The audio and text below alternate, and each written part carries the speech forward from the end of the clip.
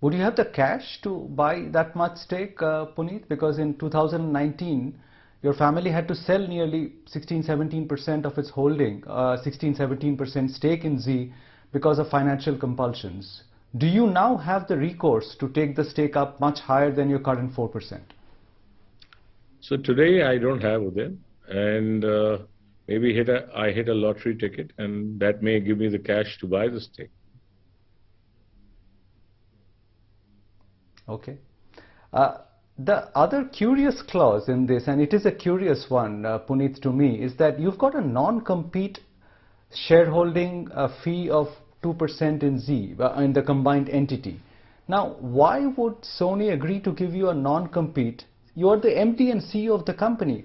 Why does the principal shareholder give the CEO of the company a non-compete so that he cannot compete with his own company? What sense does that make? Well, they're not giving it to me. They're giving it to the SL group and the promoter family. Right? So which that's you are part of and you represent on the... Yes, but as my individual capacity as the MD of this company, I'm the only one restricted by my natural appointment as the MD to not compete. But my family and the SL group is not bound by that contract of my employment or my MD-ship in this company. And therefore, it is Sony's right to ask for that the family and the company and the group does not compete with the merged entity. And in that lieu, they are paying this fee.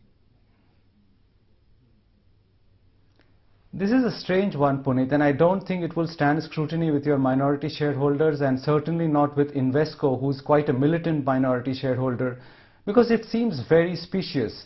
You cannot distinguish between you and the promoter family. You represent that in Zee. I mean, nobody would say that there is a line between Punit Goenka and the Subhash Chandra family. And you are accepting a 2% non-compete as MD and CEO of the company so that you cannot do anything in the harmful interest of the merged entity. Do you think this will pass scrutiny from your minority shareholders? Well, then we have a deal that is a composite deal, and that's where it is, right? And the shareholders' wisdom decide whether it's a deal that they want to go for or not go for. And it's not subject to one clause or the other. It's a composite scheme which either gets approved or does not get approved.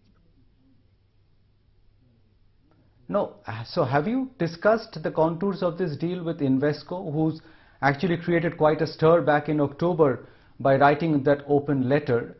Does this deal have their blessings? Because, I mean, in Zee they own about 17-18% stake, so they are a very important shareholder of the company.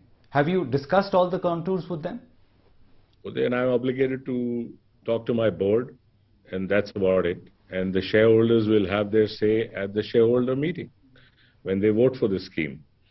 And if they choose to not like it, so be it.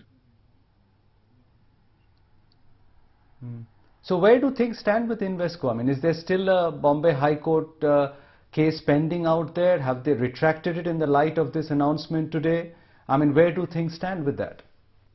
We just signed the definitive agreements yesterday. So I have had no information or contact with Invesco so far, nor have I engaged with any other shareholder so far. Until the CCI applications and the SEBI stock exchange applications are not made, I do not intend to engage with any shareholder. Only after that, I will engage with shareholders and get their views on whether they like or dislike this proposal that I have brought to the board, which the board has blessed. And eventually the shareholders' vote will count. I need 75% of the minority vote for this to go through, and let the wisdom of the larger shareholders prevail.